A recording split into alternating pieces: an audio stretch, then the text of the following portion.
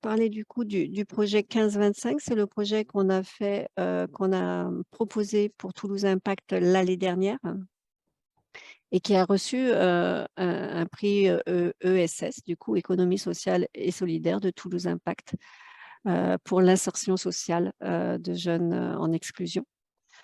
On va le voir au niveau des diapos, on vous dira les partenaires qui nous suivent aussi depuis le départ, des partenaires très, très solides et vraiment que l'on remercie énormément.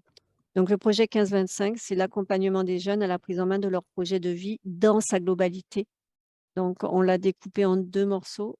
Sur le premier morceau, on va parler de reprendre confiance en soi. Donc, on en a parlé tout au long des cas qu'on a rencontrés. Reprendre confiance en soi par la médiation animale, ça a été un gros travail sur ce projet-là. L'atelier de reprise sportive et l'accompagnement à la prise d'autonomie dans les sorties culturelles. Tous ces projets, ce sont des projets qu'on mène avec les jeunes ces années-là. Ça veut dire que là, ces années-là, on avait des jeunes un peu plus vieux que les jeunes qu'on a actuellement, bien qu'on a 2 plus vieux qui restent. Mais en fait, c'est réfléchi avec eux, c'est construit avec eux en fonction des besoins qu'ils rencontrent à ce moment-là et des souhaits qu'ils ont. Si je dépasse mes diapos, tu me dis, Eliane, et tu prends la parole parce que je me… Voilà, donc sur la reprise de confiance en soi par la médiation animale, on a choisi des diapos où Naya a pris position. Du coup, sur cette diapo-là, c'était un atelier 3D. Donc, on avait 2 jeunes. Sur les ordinateurs là, vous aviez du coup là le logiciel 3D et là l'explication du logiciel 3D. Et Naya était extrêmement concentrée sur l'explication du logiciel 3D. Elle voulait faire un jeu d'échecs aussi. Elle voulait faire un jeu d'échecs aussi. Donc là, on l'a pas. Elle vient en fait. Alors parfois il l'appelle, mais en fait elle s'impose. Elle vient. Donc là, en fait, c'est une discussion entre 2 jeunes sur lequel elle est intervenue. Et là, elle a voulu effectivement intervenir sur l'atelier sciences. Donc elle est dans les bras de Camille qui fait partie qui s'occupe en grande partie de l'éducation de Naya. Voilà, donc là, on est sur des situations solo, de repos. Dans ce cas-là, tout le monde se repose, même Naya. Mais c'est très, très… Il y a un mimétisme, voilà. La jeune a posé la tête sur Naya, Naya a posé la tête sur la table. Et ça peut elle peut rester comme ça extrêmement longtemps, la chienne.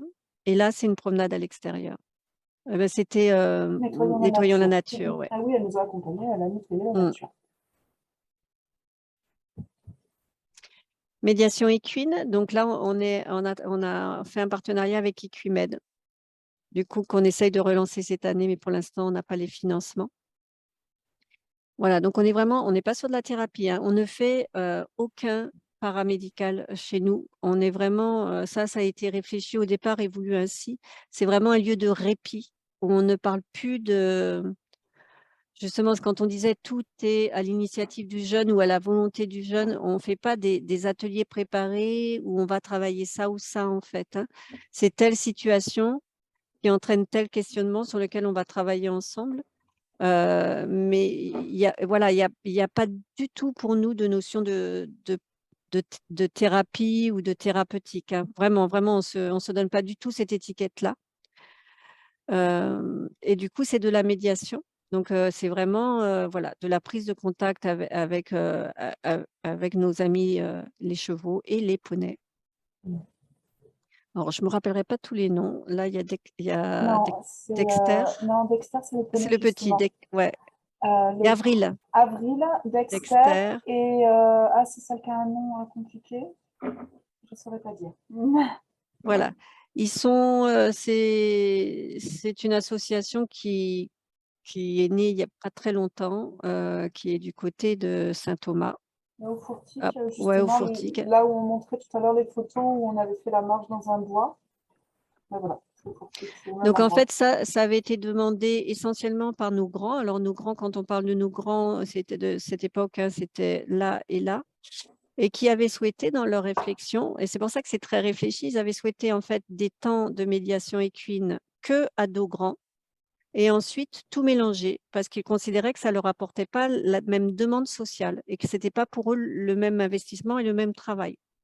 Et donc, on avait intercalé des sorties que grands ados ou jeunes adultes et des sorties tout âge mélangé. Atelier de... Pardon? Et donc, je te coupe la parole. Ah, pardon, oui, très bien. Tu m'as dit intervient. Et oui, je suis partie. Je te connais. Donc, on travaille aussi la reprise sportive petit à petit. Comme le disait Claire tout à l'heure, on a certains jeunes qui ne sont pas sortis chez eux pendant plusieurs mois.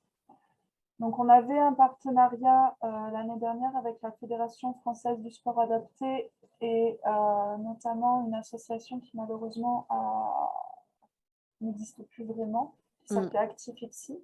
Donc, on avait une personne qui intervenait une fois par semaine et qui nous a proposé différents ateliers sportifs. Donc là, sur la photo, vous voyez, on était en pleine séance de yoga et de gym. On participe aussi, hein, tout au fond, la personne masquée, c'est moi. Moi, je t'ai caché. Toi qui prenais la photo. Ah oui, c'est vrai, voilà. je prenais la photo. Ouais. Voilà, donc on a fait aussi des sports co avec elle, un peu d'athlétisme. Enfin voilà, il y a eu un peu de tous les sports. L'idée, c'est de présenter différentes sortes de sports aux jeunes pour leur donner envie déjà de reprendre du sport et pourquoi pas de les inciter, s'ils le souhaitent, à aller s'inscrire dans un club sportif pour renouer voilà, avec le sport, le bien-être, l'hygiène de vie et le soin de sa santé. Alors là aussi, rien n'est obligatoire. Alors là, il n'y en avait pas, mais parfois, il y en a qui viennent, qui prennent un bouquin et qui lisent dans un coin. Oui, c'est vrai. Ce jour-là, tout le monde participait, mais ce n'est pas toujours le cas. Complètement de l'autre côté, donc c'est un exemple de sortie de danse acrobatique qu'on avait fait avec des circassiens par le biais de notre partenaire de toujours, qui est Culture du Cœur, qui nous permet de faire plein de sorties, de proposer des théâtres, des musées et autres. Et là, ce jour-là, ça avait été voilà, une activité danse acrobatique où ça permettait d'apprendre aux jeunes le lâcher-prise, puisqu'ils ont dû d'abord être harnachés, se tenir à la corde pour ceux qui voulaient, bien sûr, et après complètement se lâcher, être en l'air. C'était une expérience assez riche. Et au centre, on vous a mis un exemple voilà, où nous, on va dans les parcs et on a des ballons, on a des filets, on a du matériel à l'assaut. Et donc là, il y avait un petit match de foot improvisé qui s'était mis en place. Donc, toujours pendant nos sorties où Naya nous sert de prétexte pour aller dehors. Et où finalement, la Naya, ce jour-là, n'avait pas envie de jouer au foot apparemment, mais elle participe aussi au match parfois. Oui, je ne sais plus, je voulais rajouter quelque chose, mais ça m'est échappé. Ah, pardon, excuse-moi. Non, je ne sais plus, c'était sur... Attends, juste, c'était... je ne sais plus, ça me reviendra.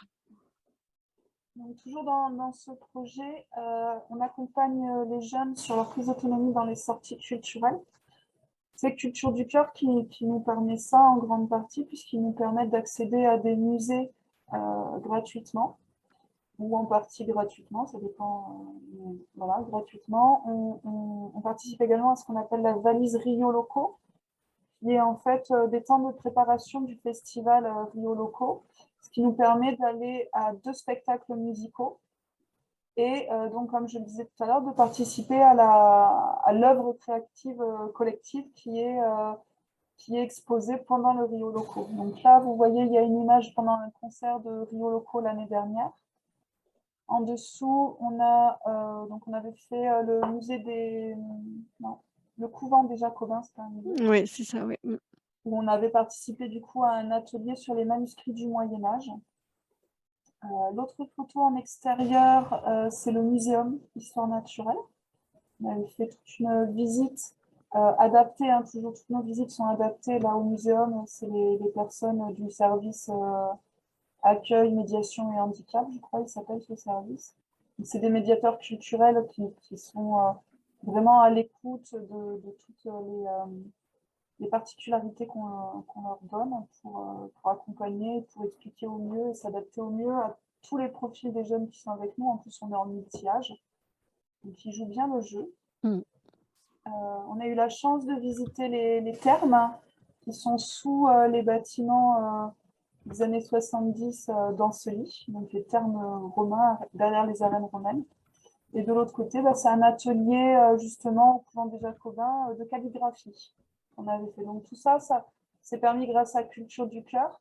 Nous, ça nous permet de travailler la socialisation avec les jeunes, la prise des transports en commun, sortir, faire de nouvelles activités, rencontrer des personnes nouvelles, découvrir de nouvelles choses. Enfin, voilà, c'est plein de choses. Voilà, alors du coup, c'est ça, tout à l'heure sur les choses sur lesquelles je voulais revenir, c'est qu'effectivement, donc c'est des jeunes qui nous avaient également demandé d'avoir plus, maintenant qu'ils avaient un lieu sécurisé, d'avoir plus d'interaction avec des personnes extérieures qu'ils ne connaissaient pas pour s'adapter à des situations nouvelles avec toujours des aidants à côté d'eux. Donc, ils nous avaient demandé un peu d'intensifier ce côté-là et également de faire rentrer des gens sur la structure.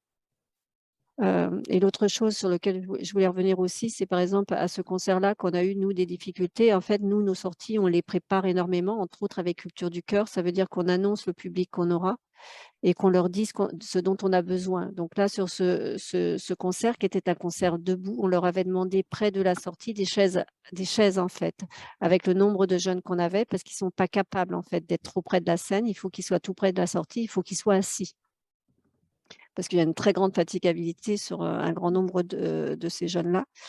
Et effectivement, quand on est arrivé, donc on arrive toujours tôt avant la foule, on s'est mis dans notre coin. À ce moment-là, on n'était pas, nous, marqués aidants. Et en fait, on a entre autres des personnes qui n'ont pas compris que des jeunes soient assis alors qu'eux étaient debout.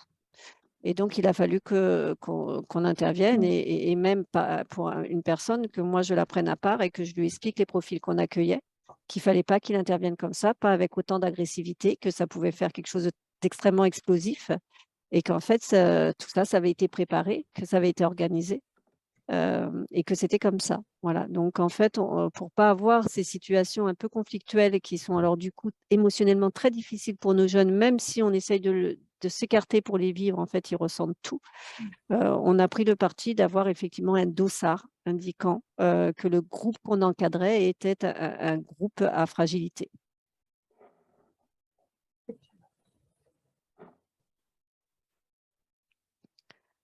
Voilà, sur la deuxième groupe d'action qu'on a souhaité vous présenter, c'est l'atelier d'accompagnement à la prise d'autonomie dans la vie sociale. Donc, c'était demandé par les jeunes. Un atelier on avait du coup des jeunes de 17-18 ans qui avaient l'envie vraiment de prise d'autonomie. Donc, un atelier sur l'acquisition d'un logement, de quelle manière ils pouvaient, avec les difficultés qu'ils rencontraient actuellement, avoir un logement. Et des ateliers d'accompagnement à la prise en main de leur parcours professionnalisant. Alors, là, on va passer, du coup, c'est des informations qu'on leur a données. On va les énumérer pour montrer un peu les secteurs qu'ils ont voulu aborder, sans forcément rester longtemps dessus. Donc, on a parlé de la MDPH et surtout, en fait, de la transformation des aides que l'on a enfants en aides que l'on peut obtenir quand on passe à l'âge adulte. Donc, en fait, un peu la structuration du dossier MDPH et les aides qui peuvent exister quand on passe à l'âge adulte en fonction des handicaps. On a abordé le thème des tutelles, voilà, puisque c'est quelque chose qui peut apparaître, entre autres sur la dyscalculie, hein, une certaine forme de tutelle. Donc, on a abordé la notion de tutelle. On a rempli des fiches de sécurité sociale, expliqué la sécurité sociale, travaillé sur les complémentaires santé, voir à quoi ça servait. On a parlé des assurances, parce qu'il parlait entre autres de logement, il parlait de voiture, donc on a parlé d'assurance, de responsabilité civile. On a parlé de mobilité, du coup, comment, alors la grosse difficulté et qu'on continue à travailler du coup sur le projet suivant, hein, c'est le passage du permis de conduire pour nos jeunes, la difficulté du passage du permis de conduire. Le permis de conduire, du coup, et l'acquisition, puisque même jeunes, en fait, on a des jeunes qui ont envie de savoir comment on peut, voilà, à quoi ça correspond d'acheter un logement, qu'est-ce que ça entraîne, qu'est-ce que ça engendre, etc.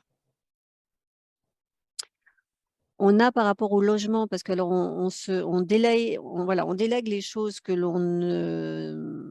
dont on n'a pas les connaissances suffisantes, hein, clairement, on est sans aucun problème. Donc, on a travaillé avec Adomisil, qui est en fait une sous-branche de l'ASEI, une dame charmante qui s'occupe du coup de la mise en place de logements, de rechercher un logement avec des jeunes à profil atypique et entre autres des jeunes avec des troubles du spectre de l'autisme, qui est venu leur expliquer du coup ce qu'est un logement de droit commun et ce qu'est un logement médico-social.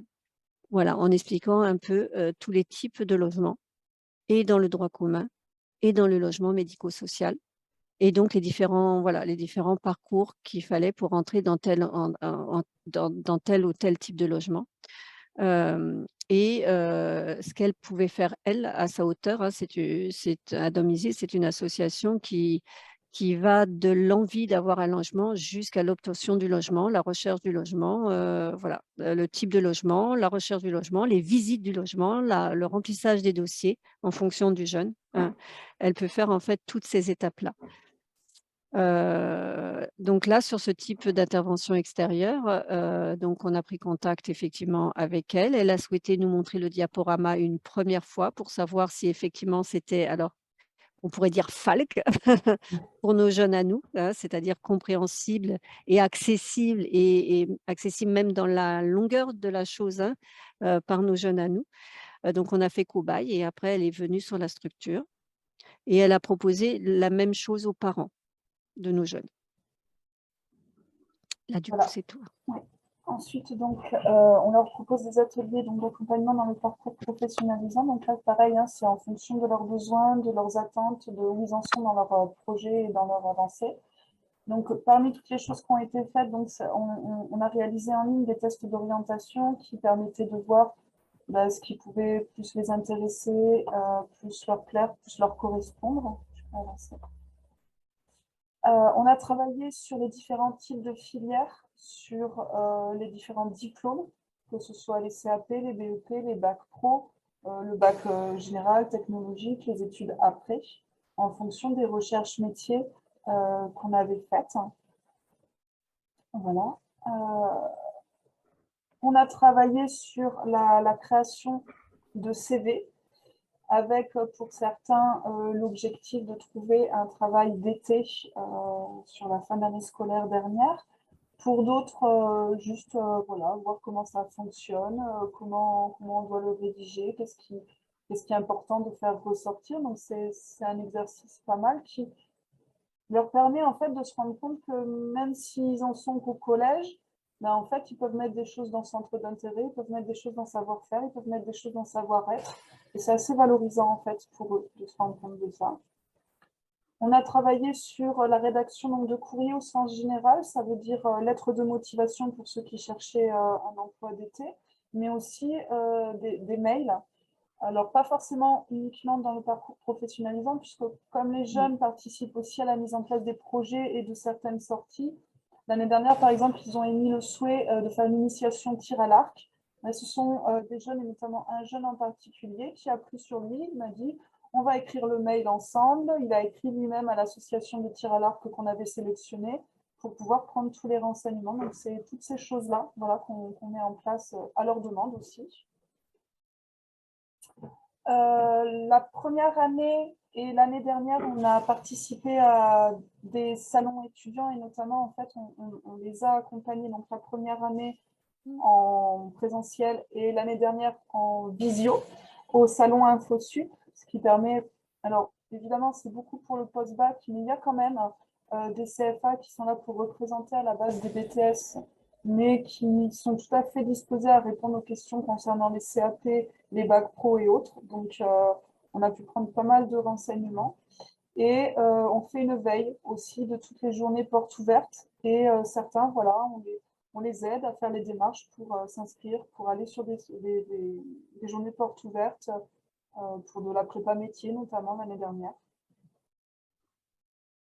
Ensuite, donc toujours dans leur objectif, ils nous avaient dit, voilà, on se sent à l'aise maintenant, on a envie d'aller vers le monde un peu plus professionnel, mais c'était encore un peu tôt pour aller eux-mêmes dans des entreprises. Et l'idée du coup qu'on a eue avec eux, c'est de faire intervenir des professionnels qui viennent présenter leur métier sur la structure, qui viennent présenter leur parcours de vie, les études qu'ils ont faites, avec pour certains justement des chemins de traverse, comme on dit, et pas du tout le parcours classique. Et ça aussi, c'est aussi hyper intéressant pour les jeunes de voir que parfois, même si on a des parcours atypiques, on peut arriver à un objectif fort intéressant. Donc, voilà, on a des personnes dans l'électronique qui sont venues, des personnes dans la communication, dans l'édition, qui sont venues nous présenter leur métier, les métiers de l'eau, etc. On a des étudiants aussi qui sont venus présenter leurs études.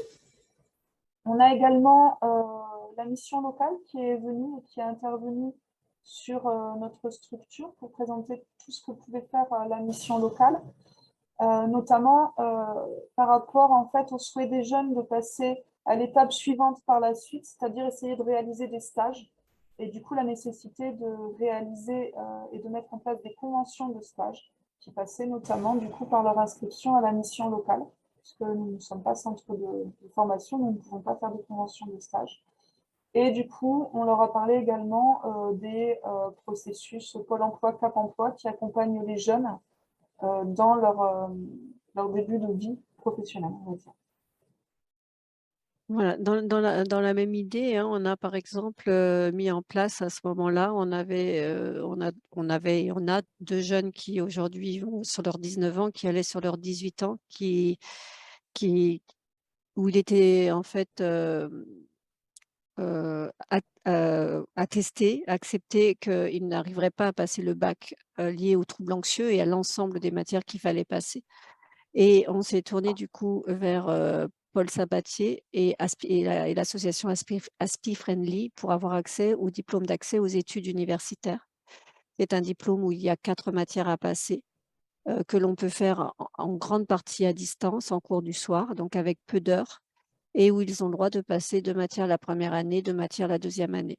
Donc on a une jeune fille qui a commencé l'année dernière et qui attaque du coup les 2 secondes matières, et un jeune homme qui suit cette voie.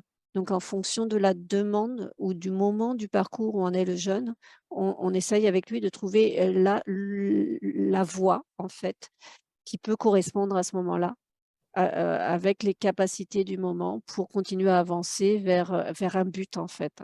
Pour certains, c'est juste restimuler le but, trouver le but, et pour d'autres, du coup, c'est trouver le chemin pour atteindre ce but.